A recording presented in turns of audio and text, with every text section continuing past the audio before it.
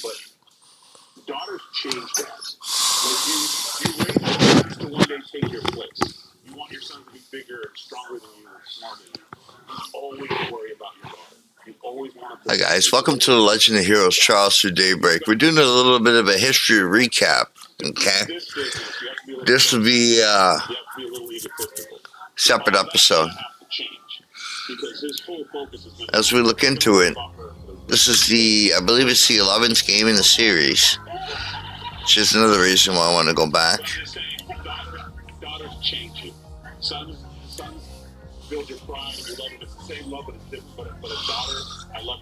Nah, this is really good stuff here.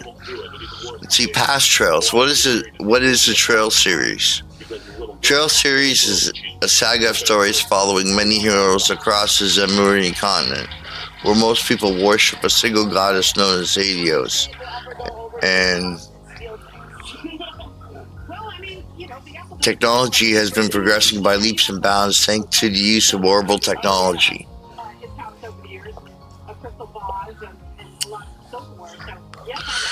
Chimera is a storied continent full of strife between major nations, like the Eiyuden Empire and the Covert Republic, and the mysterious society of Ouroboros lurks in the shadows. The many stories of trails are told through the eyes of the heroes that stand on the edge of these conflicts between light and dark, tradition and innovation, right and wrong, all to protect that which they cherish. A bright-eyed girl following her dreams to become a bracer, just like her father. A newly anointed officer of the Crossbelt Police Department tasked with leading the fledgling Special Support Section. A young cadet at Thor's Military Academy, trials and tribulations he goes through alongside his classmates in Class 7. Each has carved their own shining trail through the shadows of this age. Okay, so that's just kind of like a general.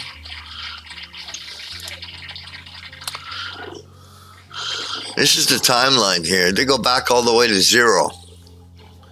Huh. Now, remember, this game, I believe, don't quote me on this, but there's an anime, I think it's in Japanese, I'm not sure, but they have a lot more material. They have printed strategy guides for all the games in this series and everything. We have nothing. English-speaking part of it at Nisa's end. We didn't get them translated. We don't have any of that. Basically, all we had was if we had a 1 month, I think it was 1 month, however the launch goes, but whenever the games were introduced, they had this special launch edition, which I got with Trials from Zero. This is one of the games in here. And it had just basically like an art guide and just, you know, just little things about it. But like I'm talking like strategy guides, the old ones that we used to get, like Skyrim and all that shit. They have guides like that for all these games. I just can't read them. Kind of wish I took Japanese in school, but it was all French in Canada. It was like French.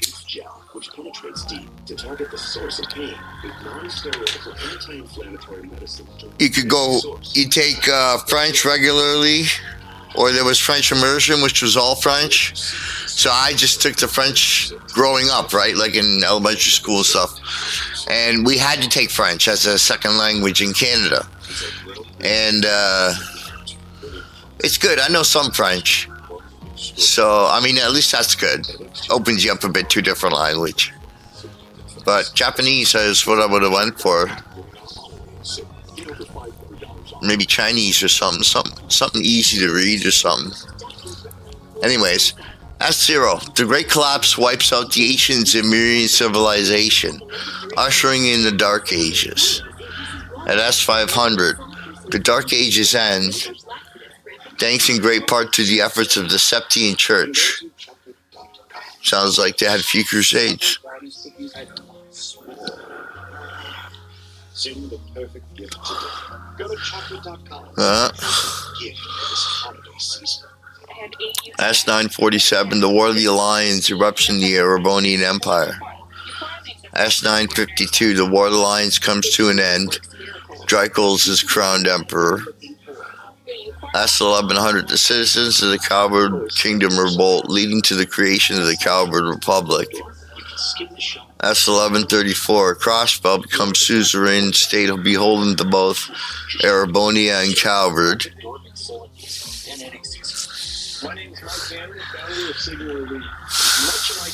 S1150, Professor C. Epstein kicks off the Orbital Revolution. Oh, there we go. Everybody had cars, buses, bikes, trains. S1178, the Salt Pale appears in North Ambria, spreading disaster throughout the then Principality. S1192, the 100 Days War ignites between Erebonia and Liberal.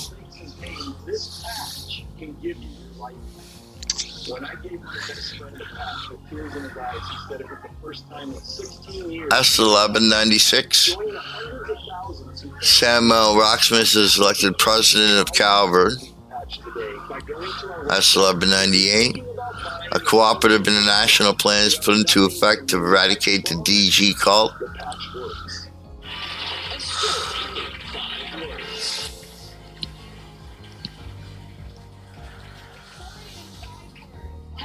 We haven't even gotten to the first game yet. That's 1202. This is what I mean about lore, and this is all we got. That's 1202. Liberals Intelligence Division orchestrates a coup d'etat, and that's the Trails in the Sky, the first one. Normally referred to as first chapter. They'll be doing this whole game, and it should be out 2025 is the Japanese, Chinese, whatever it is date. And then it usually takes a year for translation. Or it may come as English and another language at the same time. I do not know. But I know in 2025 they'll be coming out with the new one. And that I'm going to play big time. Just 1203, the orbital shutdown phenomenon spreads across Liberal, and a mysterious floating island appears in the sky. This is Trails in the Sky, second chapter. I heard it's a good one. Now, what they don't show here is Trails in the Sky, the third chapter, which I don't want to, it's like a whole storyline thing. I'm not going to spoil it, but it doesn't involve the timeline. Let's just say it that way. I know bits about it. I don't know the whole thing. I wish I would have played every single one of these thoroughly. That's 1204. Remnants of the D&G cult sow chaos across Crossbell. Trails from Zero. Crossbell bids for independence. This is Trails to Azure. Civil War breaks out in Erebonia, and that's Trails of Cold Steel 1. That's a busy year. That's 1205. The Erebonian Civil War ends and Crossbell is annexed to the Empire. That shows a Cold Steel 2 here. That's a really good one too.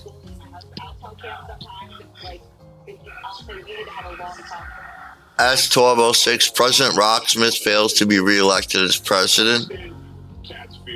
Erebonia invades Calvert, culminating in the Battle of Jormungandr.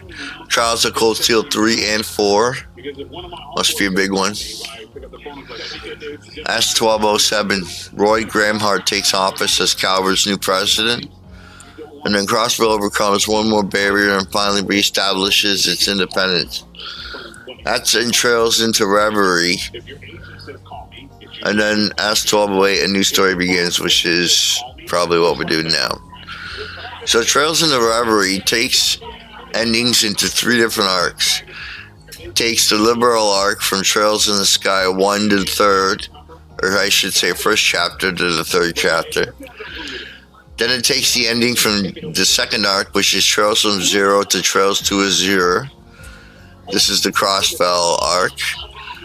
And then it takes the ending of Trails of Cold Steel 1 all the way through 4. And then it ends that one in this one as well. It's a very important game. Trails into Reverie. And I have all these games. And Trails into Reverie, I'm not even Normally I download them and then run them to see if they work. I haven't done that with this game. Because I don't want to ruin it, right? Like, I don't want to get into it and then just go straight to the endings and not even play the full experience. So that's one thing. You can start at the start of an arc. Say if you don't want to start back in Trails in the Sky first chapter. You can start from Trails from Zero. That's the start of an arc. Okay, so you don't really, you know, you lose a bit, but you don't lose that much at the start of an arc. And then Trails to Azure is the ending until Trails in the Reverie. So Trails of Cold Steel 1 is another one. You can play that one maybe in consecutive to another playthrough, which is what I'm going to do. I'm doing Daybreak this one. And Trails of Cold Steel 1. Then by February 14th, Valentine's Day. Not much of a Valentine's for us gamers, let me tell you that much. At least the majority of us gamers who are single male and usually are, what they call us? What's the new term? YouTube grifters? I laughed so hard first time I heard that. I'm like, yeah, it just makes funny. It's so funny. But I guess there's a lot of us. I don't mind. Okay. Now, here's all the games in sequential order.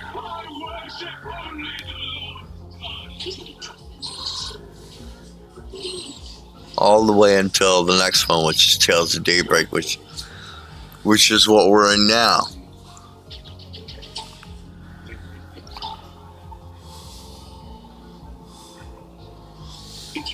Okay, so Trails in the Sky, first chapter. This story follows Estelle, a young lady living in the outskirts of Roland, a town in the Liberal Kingdom. And Joshua, the young boy raised as her brother. Together they follow in the footsteps of their father Cassius to become bracers. This is a good one, by the way, the game. One day Cassius leaves the two behind to handle an incident caused by Erebonian forces. His absence leaves Estelle and Joshua to undertake a request meant for their father that takes them across the Liberal Kingdom as they endeavor to become fully fledged bracers. Their bond grows even deeper as both of them travel and overcome countless obstacles. Their journey is full of heroism and growth, and not just personal. Estelle's bond with Joshua deepens every day, but shadows lurk about, shadows Estelle is not aware of.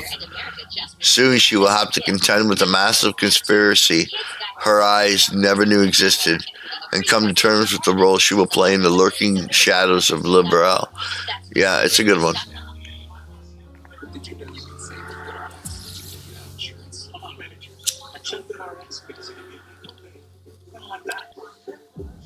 Even if you have insurance, GoodRx cannot be saved.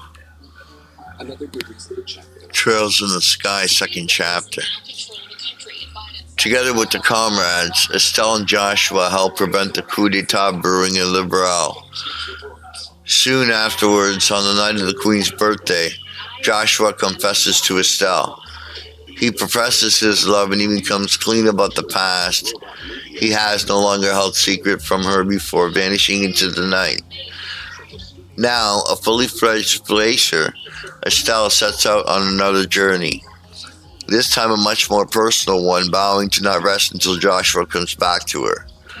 Estelle and her companions, also joined by the traveling priest Kevin, soon embark on a fateful journey as the mysterious society of Ouroboros shadows loom over them. Will she be able to both save Joshua and put a stop to the society's plans? What hidden truths await the young bracer? And this is the Trails in the Sky the third, which didn't show up on the timeline. Let's see if here we can sort of figure out why. Trails in the Sky the Third. Though many know Kevin Graham as a traveling priest wandering the continent, few know of his true identity as the heretic hunter, fifth dominion of the Growls Ritter. Shit, I read that pretty good. And yeah, that's hard to pronounce. In the aftermath of the recent incident in Liberal, he comes across an artifact known as the Recluse Cube. During the investigation and retrieval of the artifact, he and Reese, childhood friend and newly appointed squire, get dragged into the mysterious dimension known as Phantasma. Cosmetic treatment trends are shifting away from the exaggerated kid Kardashian.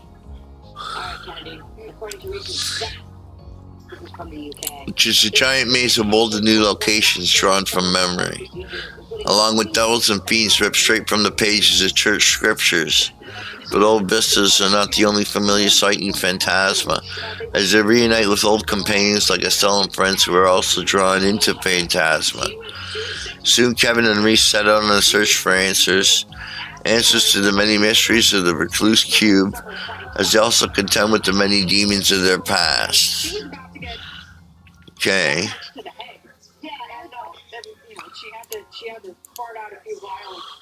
Trails from Zero. Because if they are figuring out new ways that are less invasive and less expensive to be sexy, everyone should be celebrating that. Now, what are the applause for that? Crossbell City is a place of duality, bordered on all sides by two massive superpowers while also harboring both a bountiful economy and a notorious seedy underbelly, earning itself the moniker of the City of Sin, with the goal of improving their deteriorating public image. The Crossbell Police Department has opened a new division called the Special Support Section, geared towards helping the citizenship directly by way of support requests.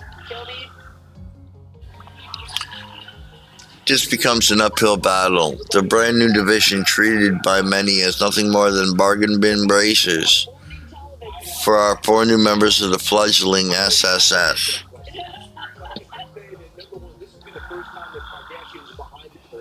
Because they are sitting there with big Baltimore and Amsterdam, and the country is left them behind for the first time. Comprised of Lloyd, a rookie detective following the footsteps of his late brother.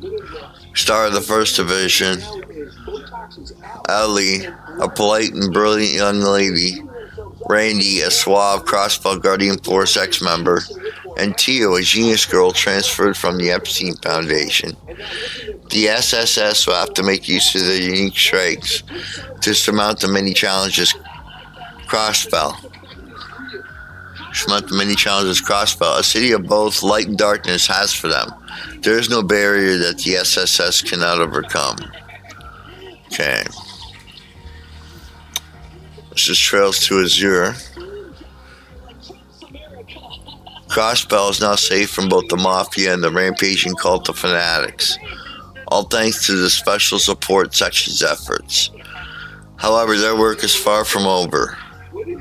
After the Mafia's collapse, Crossbell's underworld is now left with a power vacuum, and many entities seeking to fill that void, all while Ouroboros snakes start to slither in the shadows.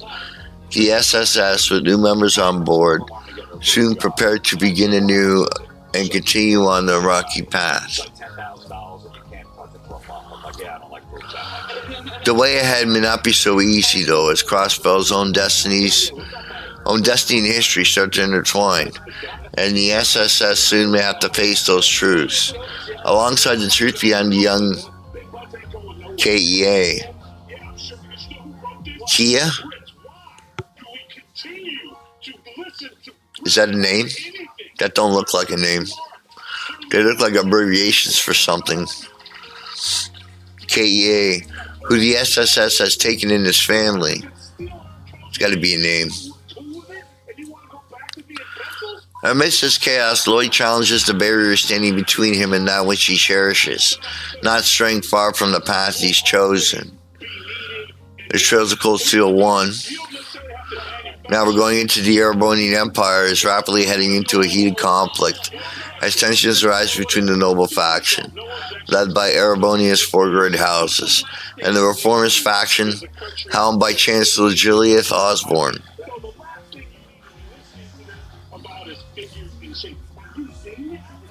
Sequestered away from the heart of the conflict lies Thor's military academy. This one I played a bit. This is a good one too. This year, harboring a special new class plaid in peculiar red uniforms, the recently established Class 7 breaks the mold with both an all-new curriculum and the intermingling of nobles and commoners.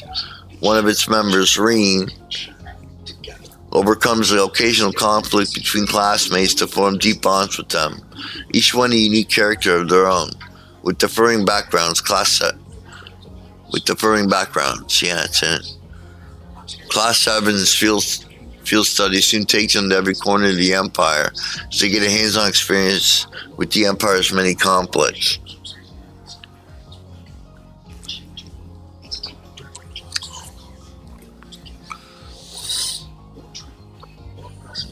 Got Trails of Cold Steel 2.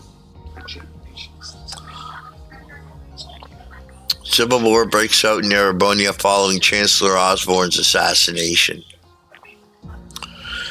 A sniper bullet heralds chaos as a giant warship descends from the skies, harboring a brand new menace known as Panzer Soldats, massive humanoid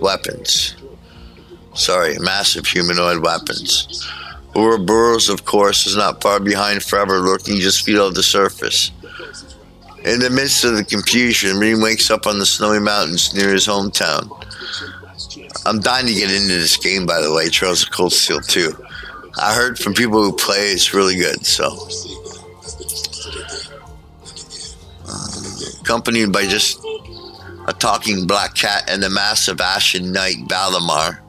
With his comrades left behind, Reen sets out with Valimar on a journey across a war-torn empire to reunite with his lost friends and unravel the conflicts of Erebonia's civil war. Trails of Cold Steel 3.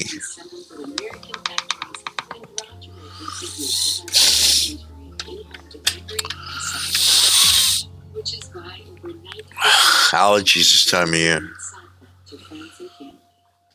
At least I think they're allergies. Just the nose. See, 2 years have passed since the end of the Erebonian Civil War. Though weighed down by the tragedies and conspiracies surrounding him, the now graduated Reen Schwarzer finds himself appointed as an instructor in the newly established Thorn's Brace campus as head of Class 7 successor.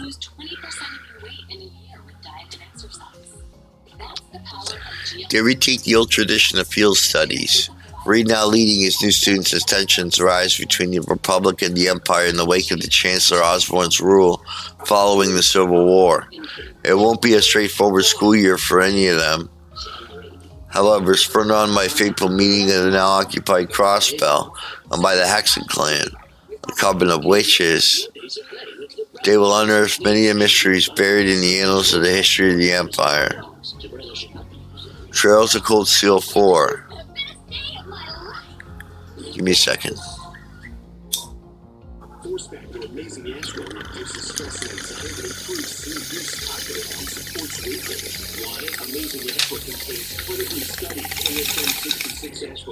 Rush to Walmart and find amazing ashwa from Horseback. Your loved ones are getting older, and they need your support. Care.com is here. It's an easy way to find background checks to your caregivers in your area and some peace of mind. See why millions of families have trusted you. Let's see. Trails of Cold Steel 4. All of the new Class 7 wake up in Aaron Village, the home of the Hexen clan. Sullen after all the tragedies that came their way, Reen's been chosen as a sacrifice for the curse of Erebonia. Oh boy. A curse that's been, it sounds like what half my family did to me, external family.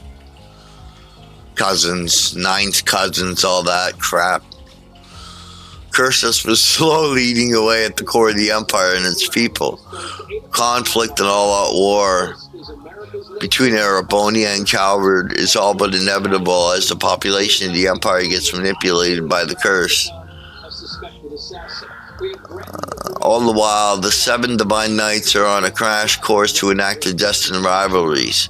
With the massive weight of the impending battle of Jormungandr. Shit, I think I might have been a Viking in a previous life, man, because that rolls off the tongue easy. On their shoulders, Class 7 must endeavor to reveal the accursed truth of the Empire and its lost Septarians and put an end to the Great Twilight and Osborne's machinations. Let's see. Trails into Reverie.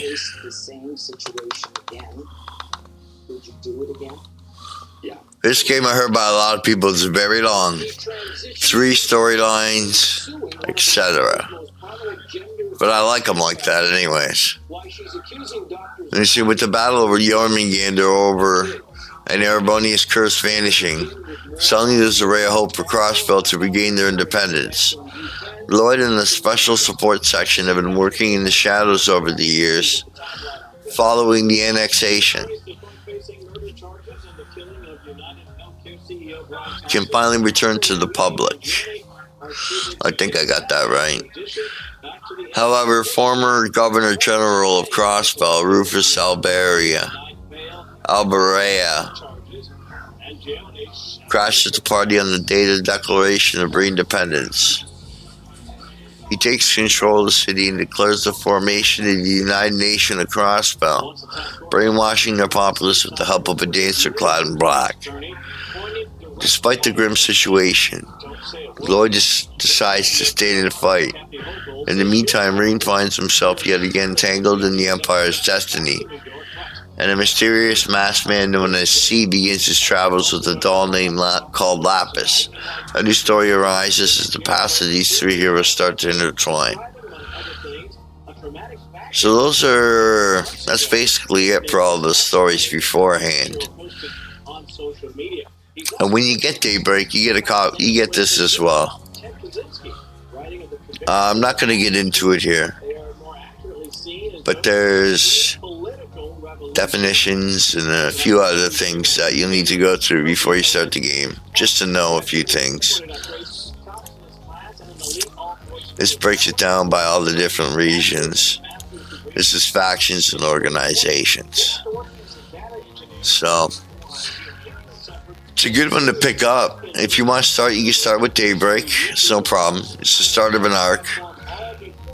And it's like I said, with my playthroughs, I'm probably doing Daybreak and then Trials of Cold Steel 1. But anyways, guys, this is it for the kind of history recap. So I want to keep this separate from the playthrough. Okay? So have a good one. Subscribe. Send me all that money. And take it easy, all right? Have a good one. And keep watching.